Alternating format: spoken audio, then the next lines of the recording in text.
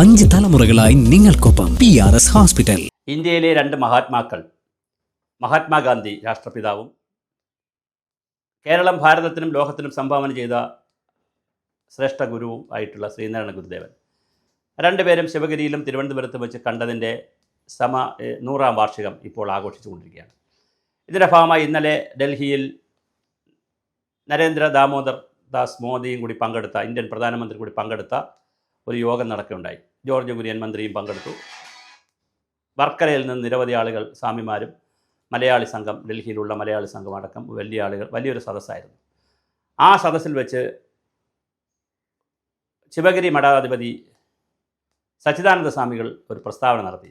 പ്രസ്താവനയിൽ അദ്ദേഹത്തിൻ്റെ പ്രസംഗം സമ്പൂർണ്ണമായി അദ്ദേഹം മോഡിയുടെ കാര്യങ്ങളാണ് പറഞ്ഞത്. കേദാർനാഥിൽ 2012 പ്രശ്നങ്ങൾ, അന്ന് ശിവഗിരിയിലെ കുറച്ച് ആളുകൾ അവിടെ കുടുങ്ങിപ്പോയത്, അന്ന് ആരും പറയാതെ തന്നെ നരേന്ദ്രമോദി എന്ന് ഗുജറാത്ത് മുഖ്യമന്ത്രിയായിരുന്നു രക്ഷിച്ച കാര്യങ്ങൾ, തുടർന്ന് ശിവഗിരിയിൽ വിളിച്ചിട്ടും വിളിക്കാതെയും വന്ന കാര്യങ്ങൾ, മറ്റൊരു പരിപാടിക്ക് കേരളത്തിൽ വരുമ്പോൾ ഞാൻ ശിവഗിരി കൂടി വരുന്നുവെന്ന് പറഞ്ഞ് വന്നവർ പ്രധാനമന്ത്രി. സാധാരണ പ്രധാനമന്ത്രിമാർക്കൊക്കെ ആരെങ്കിലും കൊണ്ട്, ഏതെങ്കിലും മന്ത്രിമാരെ, MLA മാരെ, MP മാരെ കൊണ്ട് റെക്കമെൻഡ് ചെയ്യിച്ച് അങ്ങനെയൊക്കെയാണ് ഡേറ്റ് കിട്ടുന്നത്. ഇത് ഇപ്പോൾ ഡൽഹിയിൽ നടന്ന പരിപാടി പോലും ഒരു മെയിൽ അയച്ചു, അവിടെ നിന്ന് ഡേറ്റ് കിട്ടി, അങ്ങനെയാണ് പരിപാടി സംഘടിപ്പിച്ചത്. ഇങ്ങനെ മോഡിയെ ഓരോ കാര്യങ്ങൾ പറഞ്ഞ് വന്നപ്പോൾ അദ്ദേഹം ഇന്ത്യയുടെ ആത്മാവാണ്, ഇന്ത്യയുടെ മഹാനാണ്, ഇന്ത്യയിൽ ഇപ്പോൾ ജീവിച്ചിരിക്കുന്ന മഹാത്മജിയാണ്, അല്ലെങ്കിൽ മഹാത്മാഗാന്ധിയാണ് മോദി എന്ന് സച്ചിദാനന്ദ സ്വാമികൾ പറഞ്ഞു. മോദിയുടെ വികസന കാഴ്ചപ്പാടുകൾ, പ്രത്യേകിച്ച് ഗുരുദേവൻ പറഞ്ഞിട്ടുള്ള വിദ്യാഭ്യാസം, ശുചിത്വം, ആരോഗ്യം, വ്യവസായം, തൊഴിൽ, ഇങ്ങനെ പറയുന്ന കാര്യങ്ങളൊക്കെ പല രൂപത്തിൽ മോദി രാജ്യത്ത് നടപ്പിലാക്കുന്നു. അങ്ങനെ മോദിയെ വല്ലാതെ ഉയർത്തി സംസാരിച്ചു.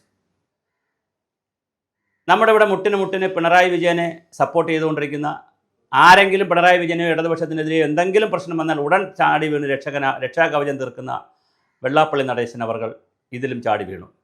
അദ്ദേഹം ഉടൻ തന്നെ പറഞ്ഞു, എന്ത് ആലോചിച്ചിട്ടാണ് സ്വാമി ഇങ്ങനെയൊക്കെ പറയുന്നത് എന്തിനാണ് സ്വാമി, അങ്ങനെയൊന്നുമല്ല മോഡി എന്നൊക്കെ പറഞ്ഞ് വെള്ളാപ്പള്ളി നടേശൻ വലിയ ശൂരപരാക്രമിയായി രംഗത്ത് വന്നു.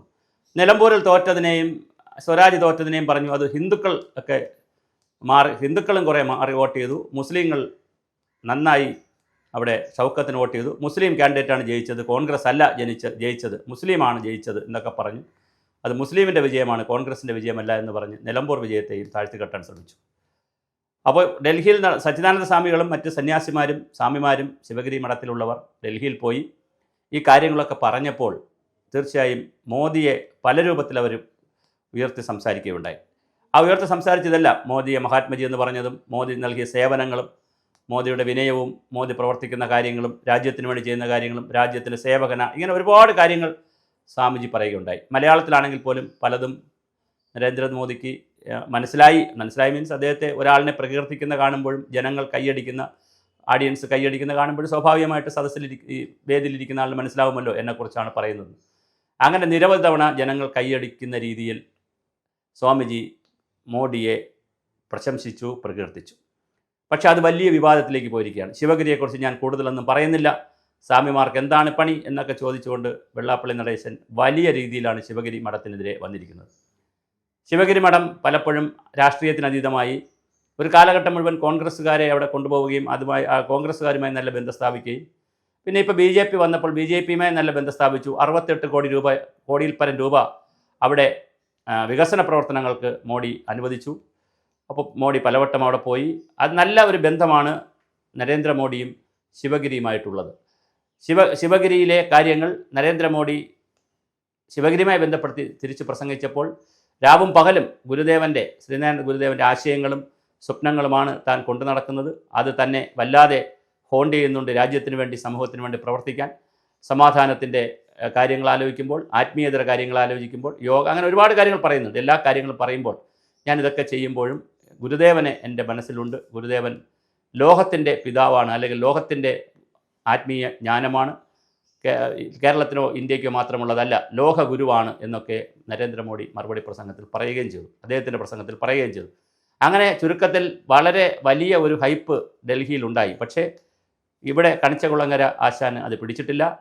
അദ്ദേഹം വലിയ തോതിൽ അതിനെ എതിർത്തു, നല്ല നഖശികാന്തം പറഞ്ഞു. അപ്പം തന്നെ അദ്ദേഹം ബൈറ്റുകൾ ചാനലുകൾക്ക് കൊടുത്തു. മോദി നമ്മുടെ സ്വാമി എന്തിനുള്ള പുറപ്പാടാണ്?